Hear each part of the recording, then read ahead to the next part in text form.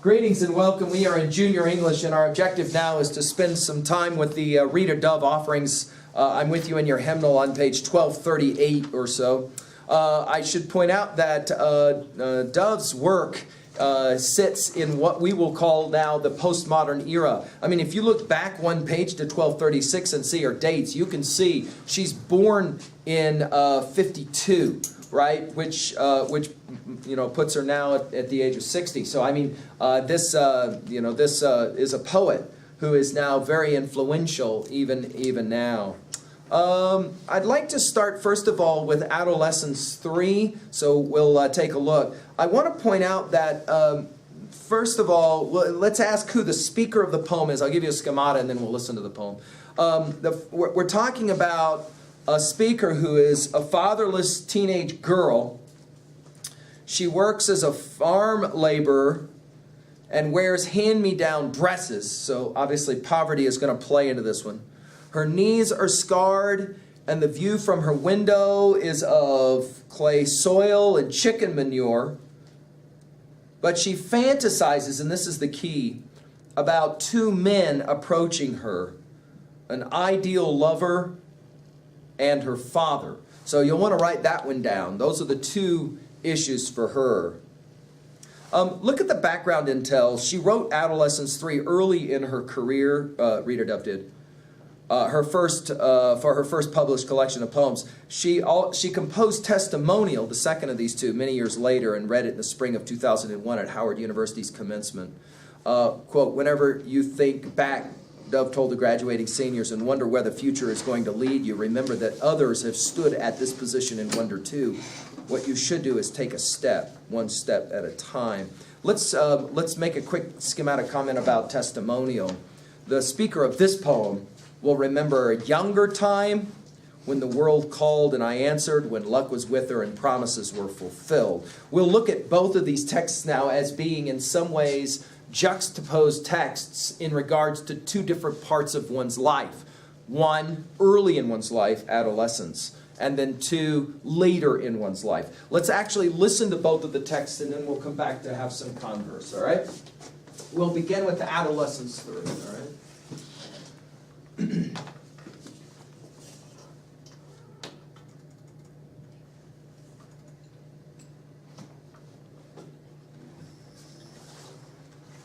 Adolescence 3, Rita Dove. What is the end of youth?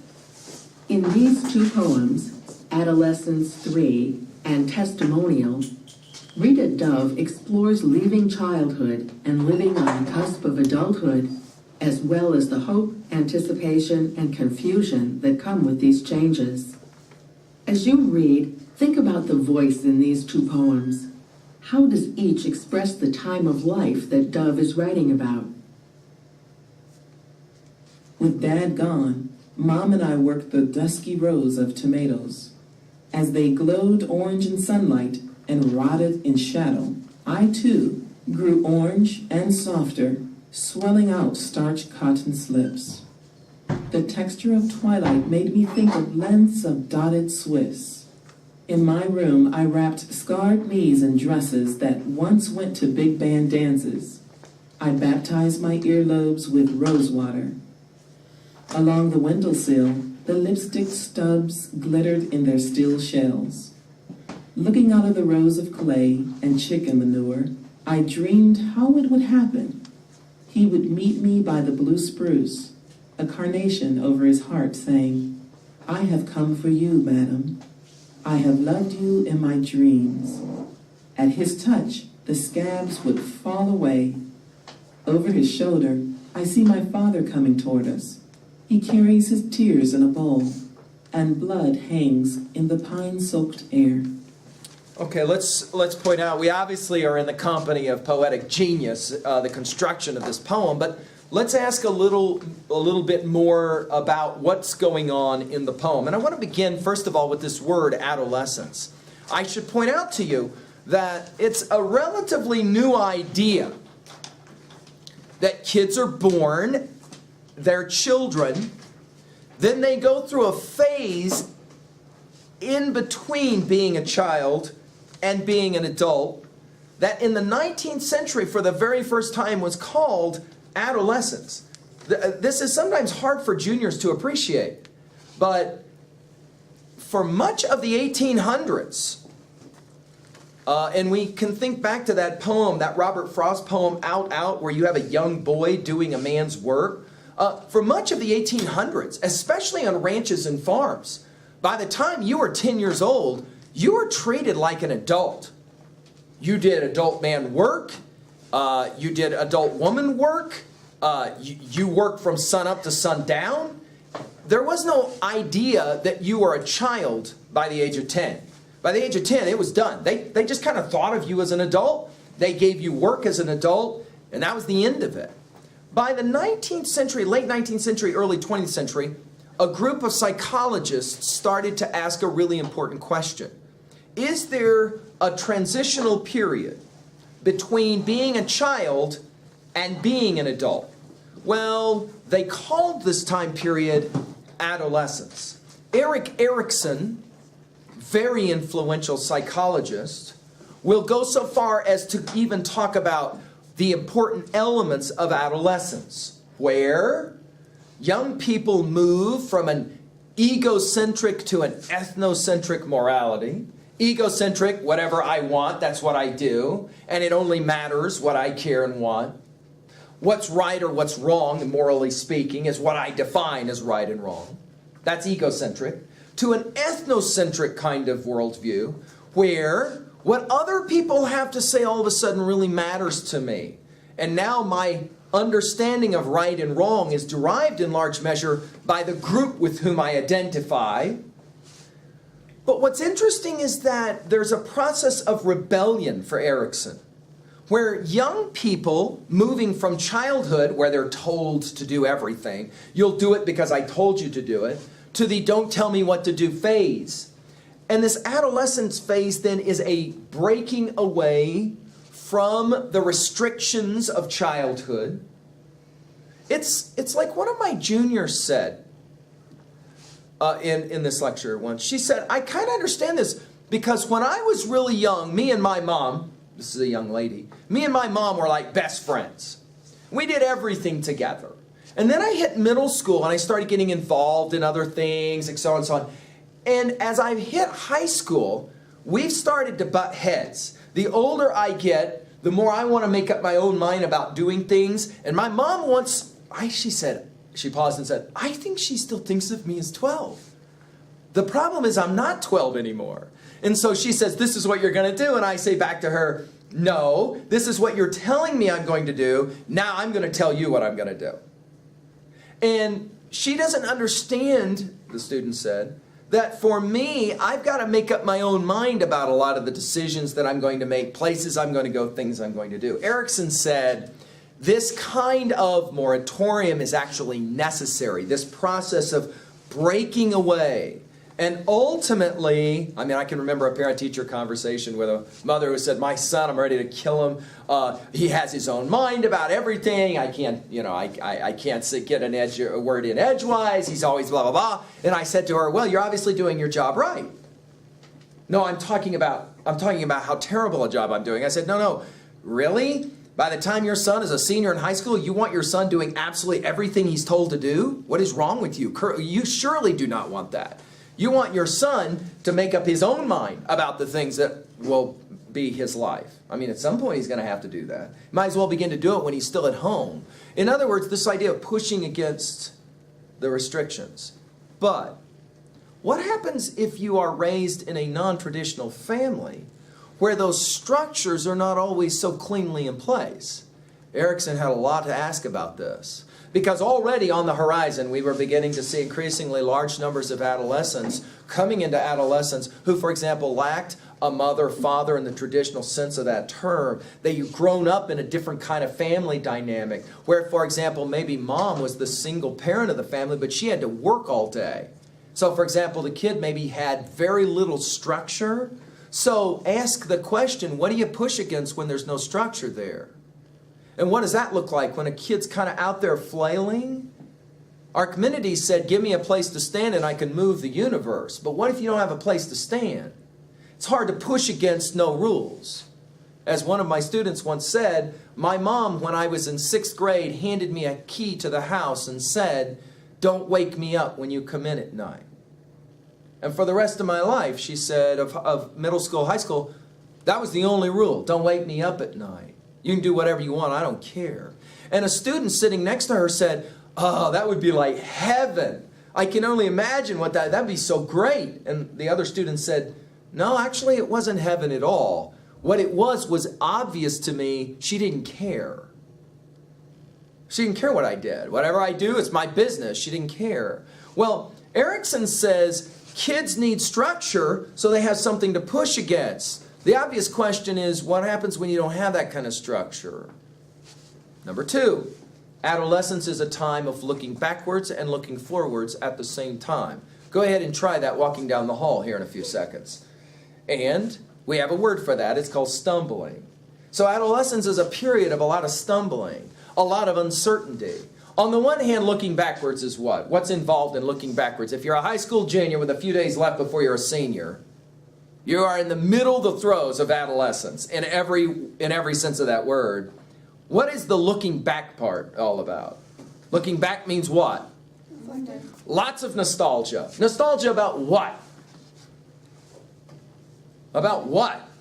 What is it that high school juniors spend some time looking backwards over their shoulder thinking about? What we could have done. The choices, right? What went down in the past? The choices I made, the choices I didn't make, the experiences that made me who I am, the groups I decided to identify with or not identify with, the ways in which I've changed. This happens regularly as juniors become seniors and have to take senior photographs.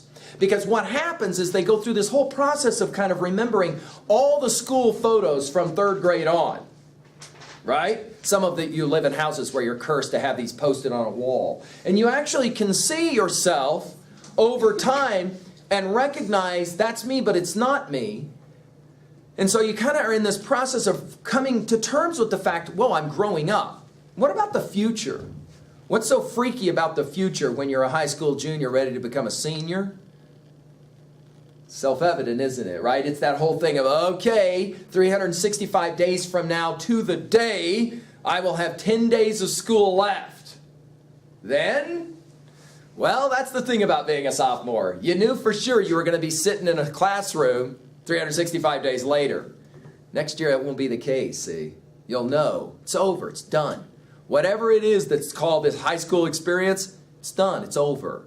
And even now, talking about it for one or two of you, that just sent your pulse going to another place as you're like, oh crap, then what do I do? Right, see, and that's that future thing, the uncertainties, the hopes, the aspirations.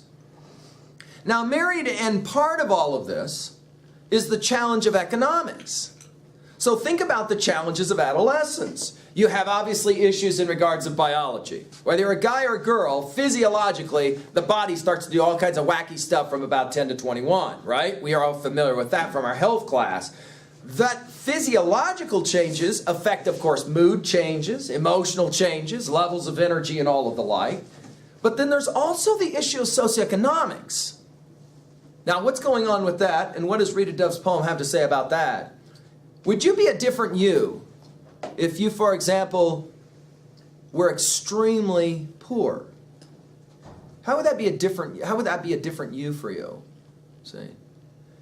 Would you be a different you, for example, if you lived in a situation without one of your parents? And some of you maybe have lived in that situation, so you know what that's about. Notice all of this is contained in this poem. Let's take a look now at it.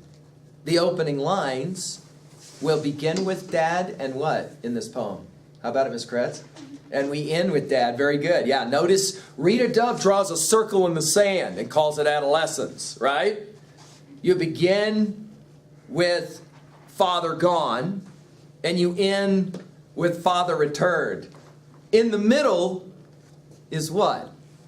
What is it that she ends the poem with that she's so excited by? Notice it's a different male. It's not Dad. Who is it? It's an interesting word picture. She imagines her lover, the guy who's going to save her, who will, did you notice this? Restore her in some way. Did you see that? He's going to fix all the problems. He's going to fix her jacked up knees. He's going to appropriate for her wealth on some level. Over the shoulder of this guy stands the imaginary father, who she probably realizes is never returning. What's interesting about that dynamic as a word picture? She's looking at her would-be guy, and over his shoulder is her would-be dad. And the entire sequence is, of course, fantasy. None of it's actually happening. Probably won't happen. What do you want to say about a poem like this? And what is it Rita Dove saying about adolescence? It's hopeful. It's what? Hopeful. Kids always are hopeful of what's going to happen, right? What will happen? How will I get out of this experience? Who will save me? Is this a depressing poem or an uplifting poem to you? How do you read it? It depends on how you interpret it. How do you interpret it, Kretz? Do you see it as a depressing poem? Yeah. Why depressing? Because she's like all happy and hopeful, and then her past comes right up over his shoulder. It's So like all future plans that she was dreaming of are crushed by seeing her dad. the ways in which what has happened in our past, and see, juniors are acutely aware of this in ways freshmen just cannot be because they're too stupid, right? But juniors are acutely aware of this, aren't they? The ways in which I make choices determines a whole lot of who I am right now. And I can't undo that stuff. It's not like I can go back and like unmake those choices. Those choices were made long ago. Now, and in some ways, those were not even my choices. Notice in this poem, for example, Dad's gone. Not a choice of hers at all. It informs, however, all of her choices, all of her decisions. What do you think she's trying to do with this new guy? Is he the replacement for the dad, do you think? Why do you think she needs a man in her life? Because she's never had one before. The loss of a man in her life is pointed out maybe the solution to all the problems. If only I could just get a guy. You think that's going to be the solution? That's Why? Bring her more problems. You think the guy is going to bring her more problems? Guys always bring more. Guys always bring more problems, complicating the world. Of course, sometimes guys will say the same thing about in response to girls, right? Why do you think it is the case, though, that in adolescence, it is so regularly your group defines who you are, and more particularly your significant other out of that group? Why is that such a big deal? Is it a fear of being alone? I mean, I remember once a high school junior girl being asked by her friend, why do you always have to have a guy? I mean, why? I want an answer. I don't want you to just say, I don't know. Like, why? She's like, I don't know. That's not the answer I'm looking for. I don't know. I guess I don't want to be alone. Why? Is it an adolescent fear of being alone that drives us to feel that we always has to have someone there with us?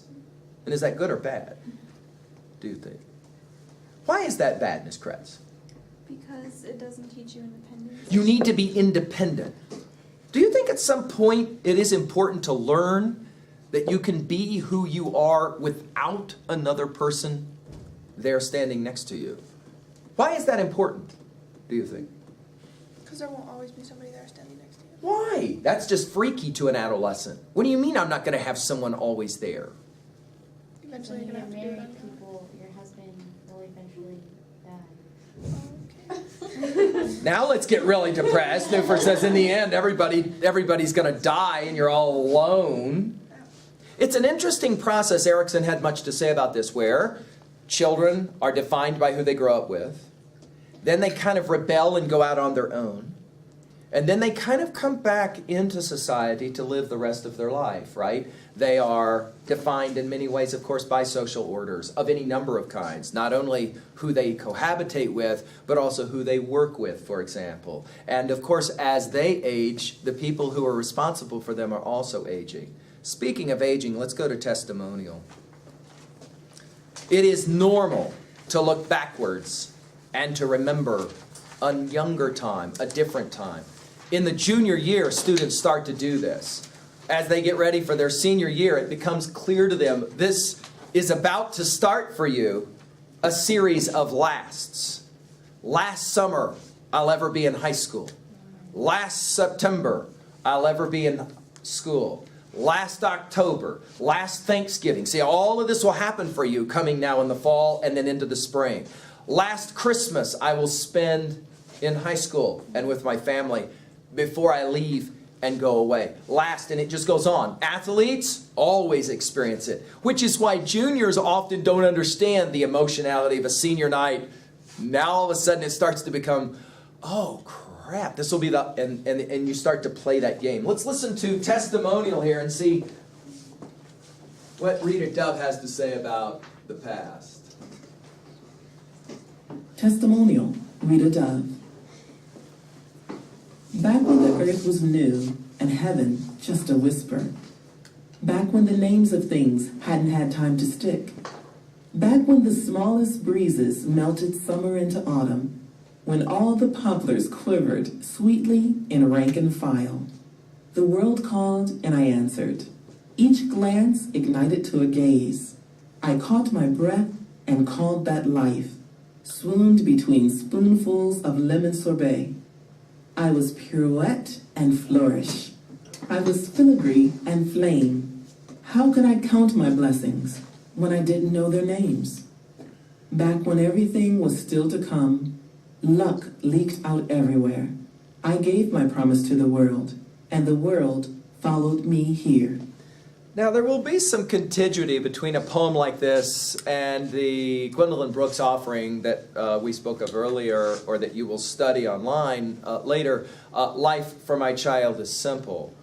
The idea here is that as you age, you have a tendency to start to kind of look back at your youth and to realize just how remarkably naive, ignorant, unaware you were. And in the process of doing that, you can find yourself inevitably being somewhat saddened by the fact that things are changing.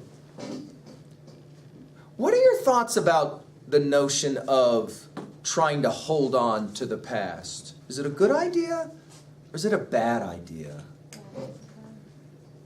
Is it possible to let go of the past? Or are we cursed with a thing called memory? Can you ever get really beyond the past? Is it possible, Armstrong? Or are you forever stuck in situations of moments where you're always kind of remembering? Is there a way to move beyond it, do you think?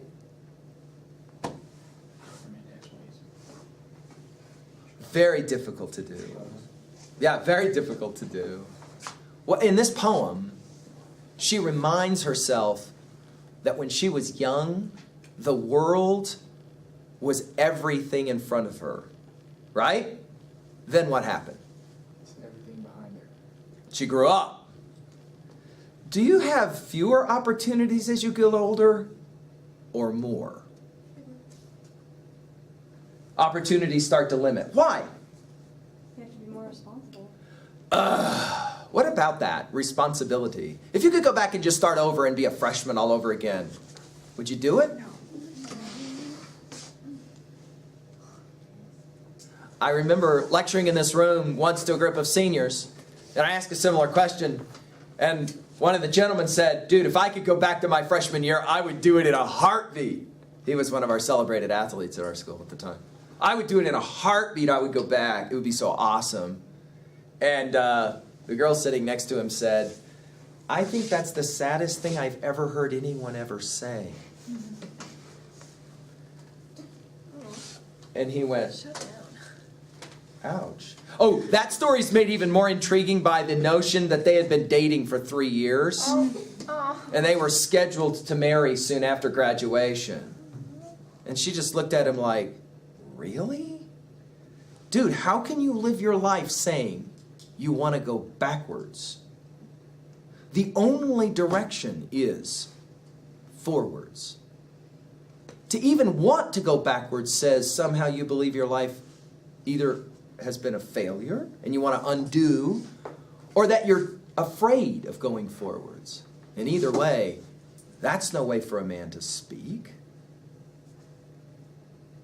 seems to lack courage in some way. What are your thoughts on that?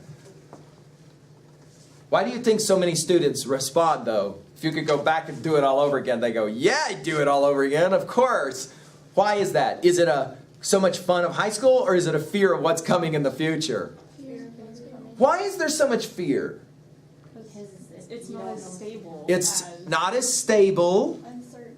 but that almost makes it sound like there's more opportunities going forward.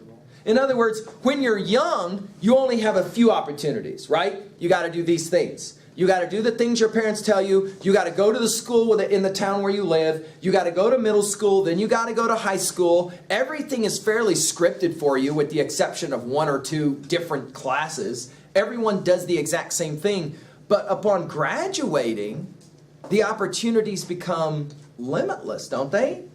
I mean, what you can do then is, in large measure, really up to you and your energy levels. Why should there be fear about the future? Because somebody's always been telling you what to do, so now you have to make up your own mind. there's no Which way. means that if it screws up, you've got nobody to... Nobody can Ouch. fix it. Ouch. Now, why is that a problem? When people tell you what to do and it doesn't work out, you can always say, well, it wasn't really what I wanted. But once you say, this is what I'm going to do, if it doesn't work out. But I don't understand. Why is that a source of fear? Why isn't that a source of joy? Yay, I get to try stuff, and if it doesn't work out, I'll look like a complete idiot. Yay. Why is this poem called Testimonial? It's a 2A question. Why? I don't understand. What is a testimonial? It's like telling. Personal experience. Personal experience reported, right? Why is this poem then called testimonial? To whom is the speaker speaking in the poem? Herself. Do we find we do more of this or less of this as we age? Do you find yourself talking more to yourself now than you did when you were even younger? I don't know. I talk to myself a lot. Yeah, when we're young, kids talk to themselves all the time. What are the conversations now that you have with yourself? And how are they different from when you were a freshman? What am I going to do with my life? It's interesting, isn't it, it's more about the future, isn't it? It's more about, okay, what's coming, I gotta get ready. Can we be to some degree paralyzed, do you think, by that, in fear of that? So what's the secret then, Richardson, of all of this? What's the way to have no fear as you get ready for your senior year? Is there a way to do that? No. Or are you stuck kind of afraid? Is that the inevitability of it? And what about parents? Is there a way to somehow negotiate that one? Why? Because they don't understand you or you don't understand them? Well, we don't understand that. Why can't they understand you? They can. Ignorant. They're ignorant of what? Their own teaching methods. They're ignorant of their own teaching methods. In other words, they tell you what to do, but they don't do it themselves. We were that age once. That is a kind of knockdown argument, though, isn't it? No. I mean, if a third grader set you down and said, I need to tell you about the future, what would you say to that third grader? You don't know. Right. Which is exactly what adults say to you now. And that is kind of a knockdown argument, isn't it? Or no? Has the world changed, though? That you are an adolescent in from the time your parents were an adolescent? Yes. What's the number one way it's changed? Don't say cell phones. Technology. Why technology has There's changed? so much more. What, they didn't talk to people back then? You can access, they Discipline. couldn't just shoot you a text. They had to. You can't spank your They didn't have to have You external can't validation. spank your kids anymore? Why